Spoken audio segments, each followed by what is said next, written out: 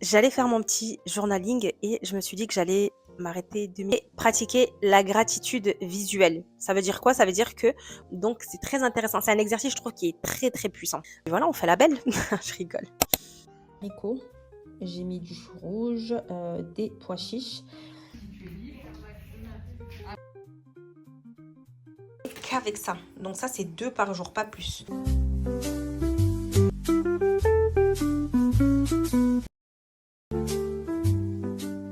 J'allais faire mon petit journaling et je me suis dit que j'allais m'arrêter 2 minutes pour vous parler de 2 petites choses. Je me suis dit que c'était peut-être intéressant de le partager avec vous. Cette année, j'étais plus focus sur ces petites choses, qui, on va dire, sapent mon estime de moi et cetera. J'ai commencé par arrêter déjà de m'excuser pour tout et ça, je vais vous le conseiller. Je vais vous expliquer aussi ce que ça fait que de s'excuser pour tout parce qu'en réalité, quand on s'excuse en permanence, même pour des petites choses qui nécessitent pas, très souvent d'excuses, ça envoie des messages très forts et ça sabote notre estime de nous parce que le cerveau, à un moment donné, finit par y croire et c'est aussi un signal social. Une personne qui s'excuse trop, si vous voulez, elle renvoie inconsciemment une image de fragilité, voilà, de manque d'assurance, de peur de déranger et c'est souvent le cas, en fait et certains, malheureusement, en abusent et sans s'en rendre compte, on finit par tomber dans un gouffre où on s'excuse pour tout et n'importe quoi. C'est quelque chose vraiment que je travaille, que j'ai beaucoup travaillé cette année. Je pense que ça peut vous aider parce que je me rends compte qu'autour de moi, on est beaucoup, beaucoup de le faire et vraiment depuis que j'ai arrêté ça change tout. Après ça, c'est des choses que j'ai apprises avec le temps, que j'ai apprises en lisant, en regardant, un petit peu les travaux qui étaient faits par rapport à la neuroscience. Je remplace simplement, les pardons, excusez-moi par merci. Par exemple, quand vous êtes en retard quelque part, au lieu de dire, excusez-moi de mon retard, pardon de mon retard, vous dites simplement merci de m'avoir attendu, tout simplement. Tout en prenant en compte, le petit désagrément que vous avez causé à la personne. Merci de votre patience, merci pour votre compréhension. Remplacez tous les pardons, excusez-moi par merci. Je vous jure, ça change tout, surtout dans le. Je regardais mon micro s'il était bien allumé. Ça change tout, surtout dans le regard que l'autre a de vous, sur vous, pardon. Ça change énormément l'estime de soi. Et ce changement, en fait, il est tout simple. Ça affirme votre présence, ça montre que vous vous respectez et ça invite aussi les autres à faire pareil. J'espère que franchement, ce petit conseil va résonner en vous et je vais vraiment vous conseiller, après cette vidéo, de vous poser avec une feuille, un stylo et de réfléchir à plein de situations dans votre journée. On peut aller à court terme là, donc sur votre journée. Et j'aimerais que vous essayiez de réfléchir à quel moment vous vous êtes excusé et est-ce que vraiment ça en valait la peine ou pas parce que je vais vous expliquer. Cette année, j'ai travaillé sur 3 gros points. Ces choses-là, il faut qu'elles bougent, il faut qu'elles changent, mais déjà, il faut les comprendre et il faut en être conscient. C'est surtout ça. Change votre perception du monde et surtout le monde, le regard qu'a le monde sur vous. Je reviens à à mon sujet. Je pensais que c'était une forme d'éducation et oui, effectivement, c'est une forme d'éducation. C'est un héritage que nos parents nous ont transmis, à savoir excuse-toi, demande pardon. Sauf qu'en réalité, c'est des schémas qu'il faut arrêter, faut les couper à la racine, ces schémas-là. Ils sont très mauvais, ils sont nocifs pour nous-mêmes parce que du coup, ça montre que vous n'êtes pas légitime, vous n'êtes pas à votre place. Et c'est là où, justement, il faut arrêter, il faut travailler. Ensuite, on va parler de la justification constante. Quand on se justifie tout le temps pour tout, pour n'importe quoi. Trop souvent, on a tendance à expliquer nos choix, nos décisions. Mais se justifier, c'est aussi laisser les autres décider à notre place. Pour moi, c'était très fréquent avec mes enfants, par exemple, ou avec ma famille. Je détaillais toujours pourquoi je faisais telle chose, ou même pour moi, dans mes choix personnels à moi, je détaillais tout le temps pourquoi je faisais telle ou telle chose. Et aujourd'hui, en fait, j'ai arrêté. On a enfin, pour vous, c'est peut-être rien, mais je vous jure que ça change tout aussi. Aujourd'hui, je dis simplement ce que je fais sans justifier. Voilà. Par exemple, on m'attend à un endroit, je suis invitée quelque part, je vais simplement dire non, je vais pas pouvoir venir. Voilà. Si par exemple, j'ai pas envie d'y aller parce que je suis fatiguée, parce que j'ai ci, parce que j'ai ça, je vais pas rentrer dans les détails. Ça aussi, il faut arrêter de dire oui, mais parce qu'en fait, je suis trop fatiguée et puis hier soir j'ai mal dormi, mon fils il m'a réveillée, etc., etc. Moi, je le faisais beaucoup, hein, même dans mes choix personnels. Pourquoi tu vas à cet endroit? Pourquoi tu fais ça? Comme ça, etc. et tout. Oui, parce qu'en fait, tu sais, arrête, on arrête. Et c'est comme ça aussi que les gens vont vous respecter. Par exemple, je vais vous donner des petits exemples concrets. On vous demande un service, que ce soit les amis, la famille, et habituellement, vous allez dire: «Je peux pas venir parce que j'ai trop de choses à faire, parce que je suis vraiment débordée» et cetera et cetera. Aujourd'hui, vous allez changer la donne et vous allez dire: «Je pourrais pas venir et merci de ta compréhension». Par exemple, vous restez poli, vous restez courtois.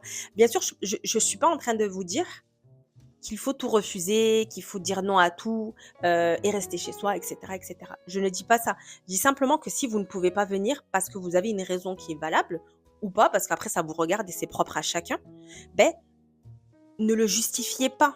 Je peux pas venir cette semaine, merci de ta patience et je te recontacte la semaine prochaine. C'est tout. Tu n'es pas obligé de raconter ta vie, de dire parce que ci, parce que ça, parce que non. Ou alors non, c'est pas possible pour moi maintenant et merci de comprendre. Tu vois? Tu montres aussi à l'autre que tu le respectes, mais que tu te respectes aussi et que tu aujourd'hui es dans un processus où tu ne te justifies plus, tout simplement. Autre chose aussi, quand vous faites un choix sur quelque chose et qu'on critique ce choix que vous faites, on a tendance à rentrer en confrontation. Ça, pareil, c'est quelque chose que j'ai arrêté de faire. C'est un autre point, mais le fait d'arrêter de répondre aussi. C'est quelque chose, encore une fois, que j'ai arrêté de faire. Et ça, je vous en reparlerai, je ne veux pas m'étaler, mais pareil, parler, trop parler. Quand vous dites quelque chose, ne rentrez pas dans les détails, voilà. Et quand on vous attaque aussi, moi j'avais tendance à vouloir attaquer encore plus et de dire non mais attends, nanani nanana, je me laisse pas faire, attention. Ça je fais plus. Je gaspille plus mon énergie avec ça. Celui qui va m'attaquer, qui va mal me parler, bien sûr que je vais me répondre, je vais me défendre, c'est normal. On se défend, on se laisse pas marcher sur les pieds. Mais le silence, parfois, je vous jure qu'il répond à votre place. Le silence, parfois, il est meilleure réponse que vous, ce que vous alliez dire. Il est déjà arrivé de tomber sur des gens qui, lors d'embrouilles familiales, personne, vous les voyez, elles sont calmes, elles parlent pas, elles répondent pas. Et je me dis, waouh, on n'est pas là en train de dire, purée, mais cette personne-là, elle a pas de répondant. Elle a pas de répondant, elle est pas là. Non. Moi, je vois plus ça comme une force calme, une force tranquille. Waouh, elle maîtrise. Parce qu'en fait, le problème, en fait, c'est que quand vous répondez et que vous vous énervez, en fait, vous donnez le pouvoir et on reparlera de ça parce que vraiment, c'est des choses que j'ai envie de partager avec vous moi, des choses qui m'énervent et que j'ai compris maintenant et que je ne fais plus avec moi, avec moi-même en premier. Quelque part, en répondant et en vous énervant et en rentrant dans le conflit, vous donnez le pouvoir que vous aviez de vous maîtriser, vous le donnez à l'autre. En face de vous, la personne, elle veut même pas savoir ce que vous allez répondre parce que très souvent, quand on s'embrouille avec quelqu'un ou quand on est en désaccord avec quelqu'un, on écoute plus la personne pour répondre qu'autre chose. On n'écoute pas la personne pour essayer de comprendre, pour avoir un dialogue, pour essayer de sortir de ce problème que l'on a. Non, on écoute pour pouvoir vite répondre derrière et dire ah ben tu vois voilà moi j'avais c'est pas comme ça que ça se passe. Moi je sais, moi je ci, moi je ça. On écoute aujourd'hui, et ça c'est vraiment le principal défaut, je pense, de l'être humain, c'est qu'on écoute pour répondre et on n'écoute pas pour écouter. Et ça change tout. Donc, pour revenir, mais ça pareil, on en reparlera parce que c'est super intéressant à savoir. Quand vous rentrez dans un conflit familial ou pas, je suis toujours en train de déborder dans mes vidéos. À chaque fois, je me dis non, parle de ça et va pas à droite à gauche, mais à chaque fois, je dévie. Non, mais c'est incroyable. Et quand vous rentrez dans un conflit avec quelqu'un, le fait de ne pas répondre, le fait de répondre, pardon, déjà, le fait de répondre, vous donnez à l'autre le pouvoir, en fait. Vous n'arrivez pas à maîtriser votre colère, votre angoisse, votre énervement. Et ça, en fait, la personne en face, elle le voit. Et c'est sur ce terrain-là qu'elle joue ensuite et qu'elle dit, au fond d'elle, elle se dit, voilà, elle est sortie de ses gonds, elle est en train de s'énerver. Voilà, c'est vraiment ça que je voulais. Et vous, à la fin, la plupart du temps, et on est tous pareils, quand on sort d'un conflit, moi, la première, c'est vraiment quelque chose qui... Quand je me refais la scène, je me dis, mais pourquoi j'ai pas fermé ma bouche? Pourquoi je n'ai pas, tout simplement, pas répondu? Pourquoi je suis rentrée dans sa provocation? Parce qu'au final, on s'en veut parce qu'on se dit, j'ai trop parlé, j'ai trop dit, je me suis peut-être dévoilée sur des choses, j'ai peut-être montré de la faiblesse, etc. Et moi, souvent, je m'en veux, je me dis, la prochaine fois, je me tais. Je parle pas. Je dis, voilà, je réponds sur ce à quoi on m'attaque, mais de manière calme. Mais ensuite, je ne réponds pas plus. Le silence parle à votre place. Donc, pareil, la prochaine fois que vous voulez vous énerver, que vous voulez rentrer en conflit, réfléchissez 2 secondes et dites-vous, est-ce que déjà le conflit, est-ce que l'échange que j'ai avec la personne là, est-ce qu'elle va mener à quelque chose ou est-ce que c'est vraiment un combat de coq où qui a raison, qui a tort? Ça, il faut vraiment se poser la question. Donc, si le dialogue est là juste pour s'enfoncer, pour se lancer des pics, sortez de là. Vous n'avez rien à faire là-dedans. Laissez la personne toute seule s'énerver, s'embrouiller. Voilà. Laissez-la. Elle montre elle-même on va dire, le hors contrôle d'elle, en fait. Son self-control, elle ne l'a plus à ce moment-là. Donc, laissez-la s'enfoncer. Vous, c'est pas votre problème. C'est pas du tout votre problème. Donc, la prochaine fois, répondez pas. Voilà. Même si vous aviez 1 milliard de choses à répondre, à dire, ne répondez pas. Vraiment, c'est un conseil que je vous donne. Gardez le silence. Je vous jure, le silence parle pour vous. Et là, ça vous donne une certaine posture. Et surtout, la personne en face se dit, purée, mais j'arrive pas à l'atteindre, en fait. J'ai l'impression qu'elle se maîtrise toujours. Gardez le pouvoir sur vous-même et gardez le contrôle de vous-même. C'est vraiment le conseil que je vous donnerai et moi, que je me donne à moi en premier, que je me réitère, quoi. Encore aujourd'hui, je me retrouve à retomber dans ces travers-là. Mais je vous jure, c'est des choses qu'il faut arrêter de faire en 2026, les filles. Donc 2025, on prend conscience des choses, on pose les choses carte sur table et on se dit, OK, voici mes défauts, voici les choses que je ne veux plus laisser passer en 2026. Donc on prend conscience, on conscientise les choses en 2025 et on les met en pratique en 2026. OK les filles, on fait ça ensemble. C'est des petites choses, en fait, il faut déjà les commencer à la maison. On peut pas commencer tout ça, ce petit remue-ménage, on va dire, ce petit nettoyage, ce petit reset, vous le commencez pas de suite comme ça. Il faut que déjà votre état d'esprit s'imprègne de ces nouvelles règles, en fait. Et pour ça, il faut que ça commence à la maison. Donc, par exemple, avec vos enfants, vous faites des tests, vous essayez des choses. Au lieu de dire, par exemple, vos enfants, ils sont en train de jouer dehors et ils vous demandent, maman, viens jouer avec nous, etc. La mauvaise habitude que vous allez avoir, enfin, l'habitude que vous avez de tous les jours, c'est de dire désolé, je peux pas, je dois finir cette vidéo, je dois finir ci, je suis fatiguée, etc. Nouvelle approche. Vous allez essayer de dire merci, merci de m'attendre. Je vais jouer avec toi dans 30 minutes, par exemple. Merci de m'attendre, je vais jouer avec toi 30 minutes. Vous recorrigez le système de pensée dans votre cerveau et vous appliquez comme ça, vous mettez, on va dire plutôt, vous mettez les nouvelles règles dans votre cerveau, vous les imprégnez déjà. Donc, commencez déjà à la maison, je vous le conseille. Et ensuite, vous les appliquez petit à petit dans votre lieu de travail, en public, etc. Troisième chose, et je pense que je m'arrêterai sur ça, et je vous referai peut-être un autre, on va dire, bilan, parce que c'est vraiment une réflexion que j'aime bien intégrer maintenant dans mes vidéos. Troisième chose, et ensuite, je laisserai les autres points pour peut-être une prochaine fois.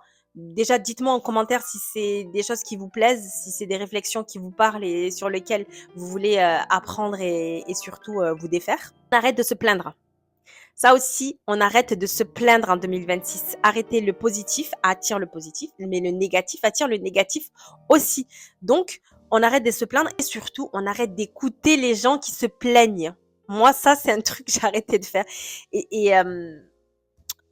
Et franchement, ça, c'est un des plus grands changements dans ma vie, je crois. Parce que s'il y a bien une chose que j'ai compris, c'est que quand tu te concentres uniquement sur ce qui ne va pas, tu vas attirer encore plus de négatif. Aussi, ça sabote ta bonne énergie. Même si tu es quelqu'un qui est voilà honnête, gentil, agréable, etc. et tout, le fait que tu te plaignes tout le temps, ça donne pas envie de venir te parler. Ça donne pas envie d'aller prendre un café avec toi. Ça donne pas envie. Clairement, ça ne donne pas du tout envie.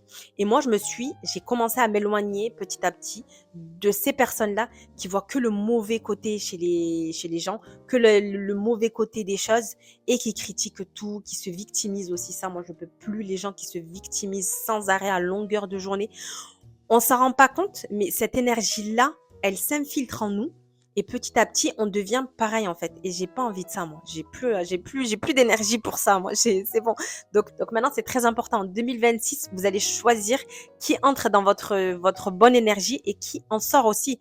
Parce que si vous entrez des gens, vous en sortez automatiquement. Les personnes qui se plaignent, c'est parce qu'elles ont besoin d'attention, parce qu'elles cherchent aussi à se victimiser, elles sont fatiguées, elles ont un manque de solutions et surtout, c'est une habitude mentale. Je me plains pas, je cherche des solutions.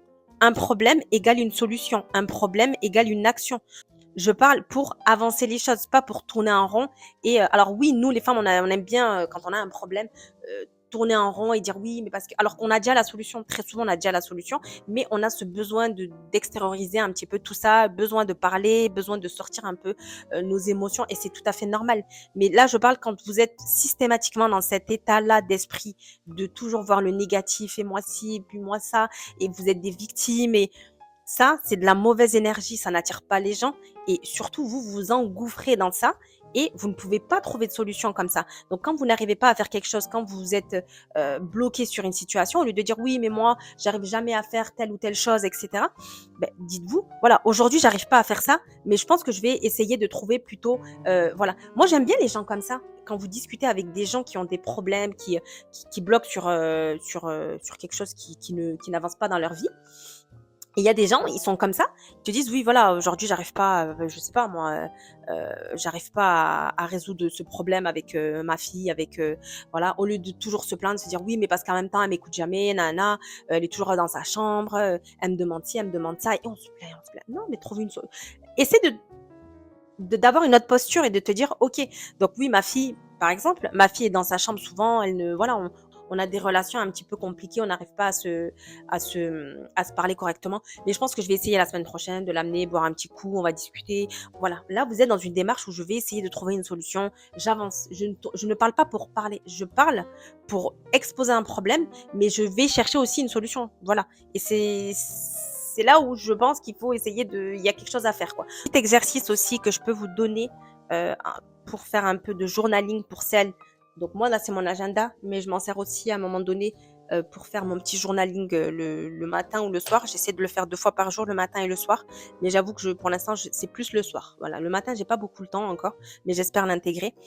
C'est pratiquer la gratitude visuelle. Ça veut dire quoi? Ça veut dire que vous allez essayer de visualiser 5 belles choses dans votre journée. C'est un outil et c'est un exercice qui est très puissant.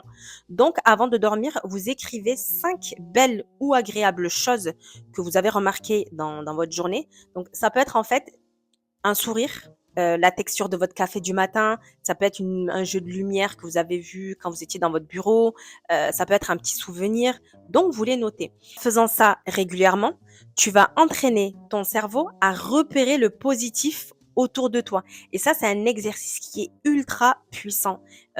J'ai lu la dernière fois une histoire d'une dame qui avait perdu un de ses enfants très tôt. Je crois qu'il avait 8 ans, d'un accident de voiture ou je sais plus. Elle était en déprime totale, normale.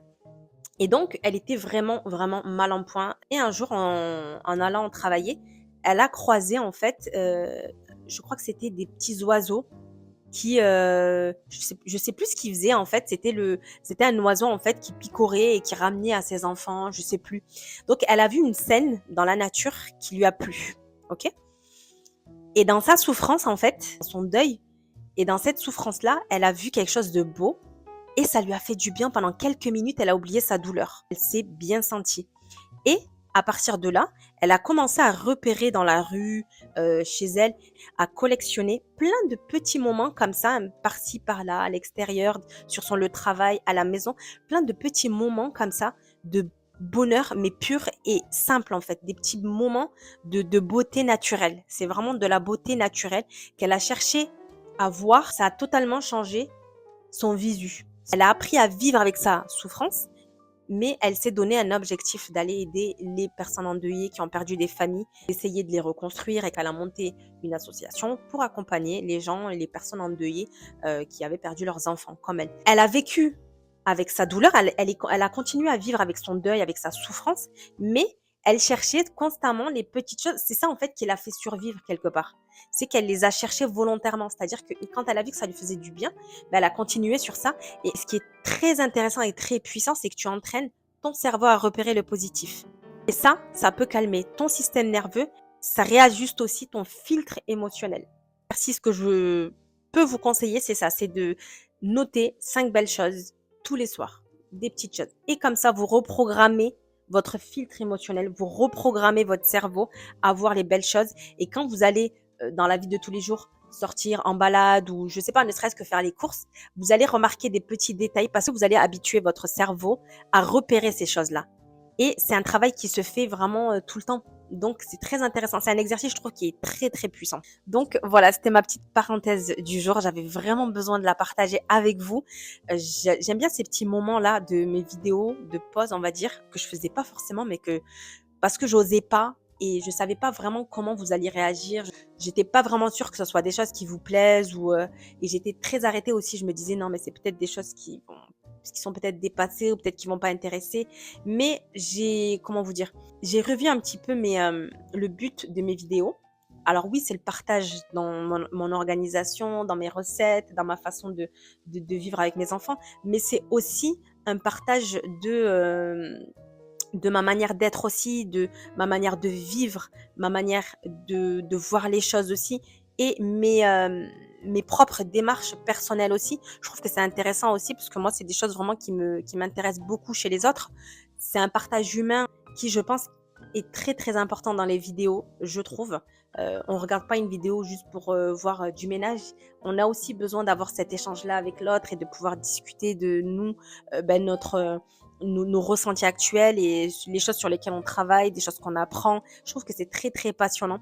Donc voilà, j'espère que ça vous fera du bien et tout comme ça m'a fait du bien aussi de m'ouvrir un petit peu à vous et surtout, voilà, n'hésitez pas à me laisser des petits commentaires pour me dire si ça vous plaît ou pas, si c'est un nouveau format, on va dire, même si c'est pas vraiment voilà, mais si c'est vraiment quelque chose qui vous plaît, qui vous passionne et voilà, j'en intégrerai un peu plus dans mes vidéos. On fera un petit échange comme ça où je vous partagerai mes petites réflexions.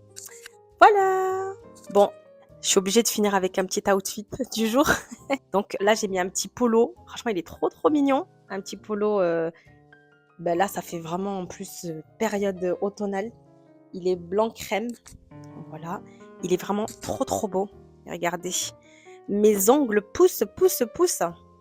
Bon, vous le voyez pas vous, mais moi je le vois. Là, je pense que ça fait 1 mois et demi que je ne les ai pas touchés, que je les ai pas rongés, rien du tout.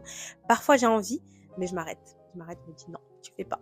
Et franchement, voilà, je me suis mis un petit vernis, mais je vais remettre mon soin là. Là, là, c'est un petit peu mon vernis qui bouge. Faudrait que j'apprenne à mettre des gants quand je fais ma vaisselle et tout, parce que voilà. Donc voilà mon petit outfit du jour. Je suis à l'aise comme ça. Un petit pantalon tailleur qui fait vraiment bien habillé, un petit polo, voilà, avec une petite ceinture. On rentre un petit peu le pull et puis voilà, on fait la belle. Je rigole. Les filles, je vous montre ces pyjamas que j'ai pris, que je viens de prendre chez H&M. Regardez, il est trop trop beau celui-ci. Regardez la couleur, magnifique. Je suis vraiment dans la période là, ça y est. On est en plein dedans là. Vraiment là, c'est vraiment un pyjama cocooning, comme on aime. Et j'ai pris celui-ci. Pareil, il est magnifique. Donc, je l'ai pris en bleu.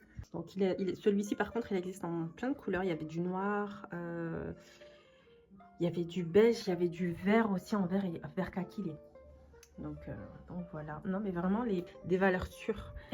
Et je pense que le pyjama que je vais beaucoup squatter aussi, c'est celui-ci. Regardez, il est trop beau. Voilà. Ça, c'est les références, ces pyjamas. J'ai un peu le même pyjama que j'avais pris au Bled il y a quelques temps, mais qui est beaucoup, voilà, avec le lavage et tout, il était assez abîmé. Donc là, je me suis dit que j'allais en reprendre un. Voilà, ça c'est vraiment meilleur des pyjamas. Ah non, mais ça, on est tellement bien comme ça là. C'est vraiment avec de grosses chaussettes. Et puis voilà, donc là, c'est parfait pour se mettre sous un plaid au canapé avec un petit livre, une bonne tisane. Parfait. Aussi, je me suis pris aussi un petit t-shirt manche longue. Moi, je les prends, tous mes t-shirts, je les prends chez H&M en général ou alors chez COS, ça dépend. Mais moi, je trouve que ceux d'H&M, ils tiennent très très bien. Pour le prix, je crois qu'ils sont même pas 10 €, il me semble. Donc, c'est les t-shirts près du corps que vous mettez sous un blazer avec un jean, avec un petit pantalon tailleur, peu importe. Et voilà, donc le blanc, le mien, il commence à être assez usé. Donc là, j'ai préféré le changer. Et donc voilà, vous avez toutes les couleurs. Ça, c'est vraiment des basiques à avoir chez H&M.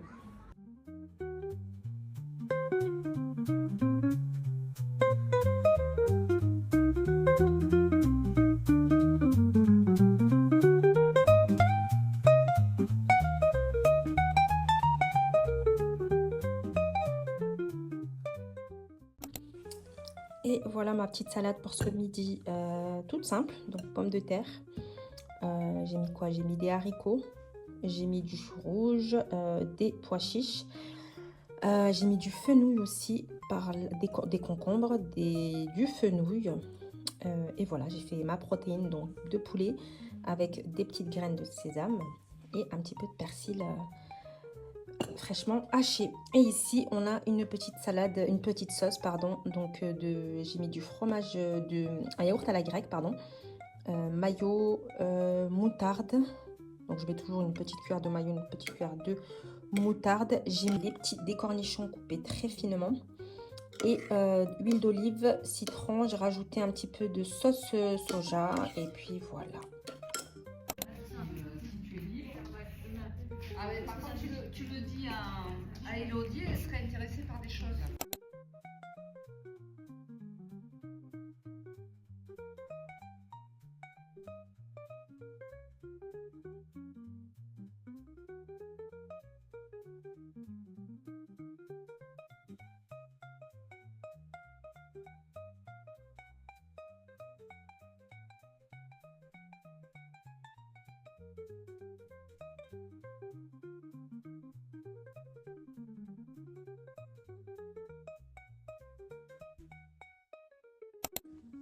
Petit retour de course rapide.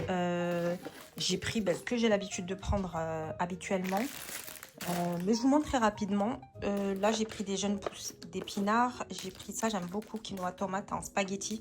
J'aime beaucoup les faire, mes enfants aussi aiment trop. De la farine noire, tartine comme ça au sarrasin. Voilà, ça c'est de la farine de seigle.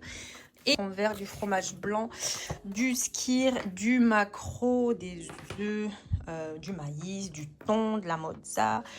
Bref, il y a un peu de tout. J'ai pris des carottes comme ça pour les jours un peu pressés, même si j'ai acheté aussi des carottes normales là-bas. De la ciboulette, fleur de sel à la fin de chaque plat.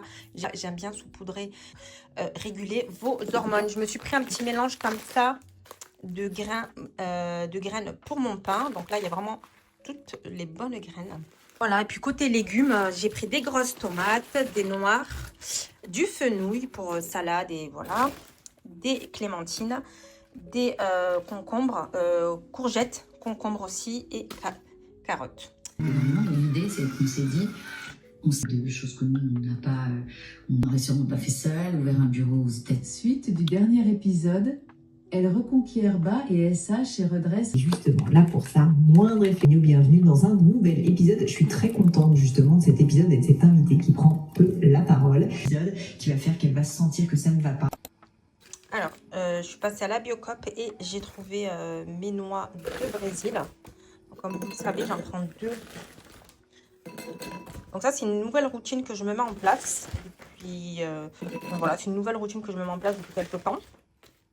C'est des noix de Brésil. Donc ça, vous ne le trouvez pas partout. C'est hyper cher. Je crois que c'est 35 € le kilo. Là, pour cette petite poche, j'en ai eu pour 10 €. Mais ça, c'est excellent pour vos hormones, pour réguler les hormones, pour la thyroïde aussi. Je connaissais quelqu'un, j'avais entendu parler d'une personne qui avait des problèmes de thyroïde et elle se soignait qu'avec ça. Donc ça, c'est 2 par jour, pas plus. 2 par jour suffit à équilibrer vos hormones, et puis voilà, donc c'est franchement ça, c'est vraiment excellent, c'est vraiment une mine d'or ces noix-là, mais vous les trouvez pas partout et c'est quand même assez relativement cher, mais voilà, pour 2 par jour, je trouve que ça vaut ça les vaut largement quoi. Et pour ce que ça donne aussi en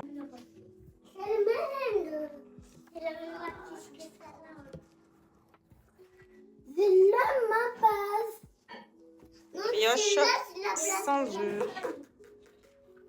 Tout à l'heure à Action. Franchement, c'était vraiment sympa ce truc. Je l'ai testé, c'est trop bien. Je le voyais souvent passer, mais c'est vrai que ça m'intéressait pas plus que ça. Et quand je l'ai vu à Action et que franchement, j'ai vu qu'il était pas cher, je me suis dit pourquoi pas. Donc, c'est un seau avec un côté eau. Donc là, c'est l'eau. Et là, c'est tout ce qui est sale en fait. Donc, ce qui est bien, c'est qu'on se salit pas les mains. Donc, ça, franchement, pour le coup, c'est trop bien. Donc, je vous montre. Je l'ai déjà essayé tout à l'heure. Franchement, c'est vraiment bien. Donc là, on met dans ce sens-là. Donc là, j'ai rempli mon eau avec un petit peu de produit. Je viens passer là dans l'eau. Voilà. Ensuite, hop, je passe à côté et ça essore. Voilà. Donc là, ça va tout essorer. On passe plusieurs fois. Ce qui est bien, c'est que vous avez du coup le réservoir là d'eau sale. d'eau propre, pardon. Et là, c'est le sale. Voilà. C'est que vous pouvez faire avec vos portes, vos murs. Bon, moi, je peux pas faire mes murs parce que c'est du papier peint. Mais voilà, vous pouvez faire vos portes. Et si vous avez des murs avec de la peinture, ben voilà. Du coup, il est pratique. Je trouve ça trop pratique. Et ensuite, pour le vider, vous avez juste à enlever ça. Et là, vous videz les deux côtés. Vous repassez un petit coup ici. Et vous le remettez. Donc voilà, pour 12 €, franchement, ça vaut le coup. 12 €, un petit seau comme ça, c'est pratique parce qu'on garde les mains propres.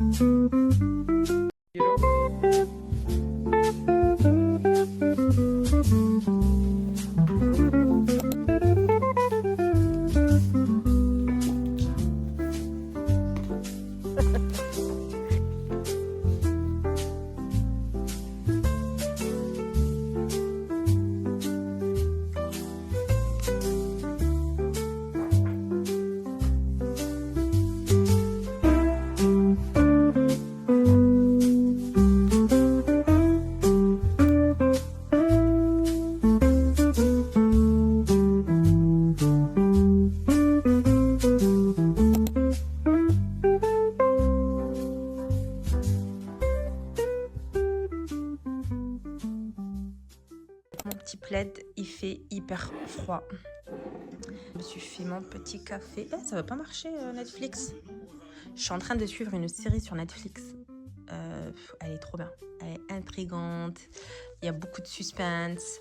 Et je trouve que les intrigues, elles sont super entraînantes. Et je trouve que l'histoire, elle est trop bien. Je sais pas si ça va marcher. Je vais vous montrer. Donc, juste pour vous montrer, j'ai fait un petit gâteau, un gâteau genre un peu yaourt. C'est une recette du Thermomix. Et sauf que j'ai mis par-dessus, je voulais pas faire un petit nappage. Donc, j'ai fait juste du beurre de caramel que j'avais. Du beurre de caramel salé. Et j'ai juste fait une petite déco là, franchement. Voilà. On a essayé de faire quelque chose pour le goûter pour les petits là qui arrivent de l'école là dans pas longtemps. Monsieur est parti les récupérer. J'aime bien quand monsieur est là. C'est lui qui les dépose et c'est lui qui les récupère. Parce que les allers-retours à l'école, mine de rien, c'est fatigant. Franchement, c'est fatigant. Voilà quoi. Surtout quand ils mangent pas à la cantine. Il y a des fois où je peux pas les laisser à la cantine parce que les menus me le permettent pas. J'ai pas des menus alternatifs tout le temps. Du coup, je suis obligée d'aller les récupérer et c'est fatigant. Je papote, mais voilà, je vous montre mon petit gâteau. Il est plutôt sympathique, hein. Regardez-moi ça. Tout simple. Mais voilà, il a l'air succulent. Et je l'ai fait à la noix de coco. À l'intérieur, j'ai mis de la noix de coco. C'est pour ça que j'ai fait un petit rappel sur la petite déco, quoi, on va dire. Et aujourd'hui, j'ai fait un réel Instagram. Aujourd'hui, j'ai fait mes réels Instagram puisque là, au début de la vidéo, vous avez dû voir ces choses sur lesquelles j'ai travaillé cette année. Et c'est vrai que j'avais jamais vraiment pensé à les partager, mais c'est tellement passionnant et ça fait tellement de bien en fait de corriger ces schémas-là que je me suis dit ça peut être intéressant de partager. Et c'est pour ça que je vous en partage quelques-unes. Je vous partage quelques-unes de ces habitudes que j'ai arrêtées sur Instagram. Et je suis contente parce que j'ai plein de retours de filles qui ne voyaient pas ça comme ça. Et à qui j'ai mis une petite graine, on va dire, dans leur cheminement. Donc, c'est plutôt intéressant et c'est encourageant. Donc, voilà. Donc, voilà, je papote et je suis en train de papoter et je vous montre pas. Je vais vous montrer vite fait la série que je suis. Et franchement, elle est trop bien. À reprendre la lecture. C'est celle-ci. Absentia. Et franchement, elle est bien. Il y a 3 saisons, je crois qu'ils les ont sorties d'un coup. Et franchement, elle est bien. Elle est vraiment bien. Moi, toute la semaine, en ce moment, pourtant, je me dis, j'ai une limite que je ne peux pas dépasser. Je me dis, 11 heures max, je dors. J'arrive pas. Quand je la commence, je suis obligée de finir l'épisode et ensuite, des fois, j'enchaîne le deuxième épisode. Netflix, il faut arrêter avec Netflix. Franchement, Netflix, c'est trop. C'est tellement facile, en fait, de suivre les autres épisodes et à la chaîne. De toute façon, ça a été... ça a été programmé pour Netflix.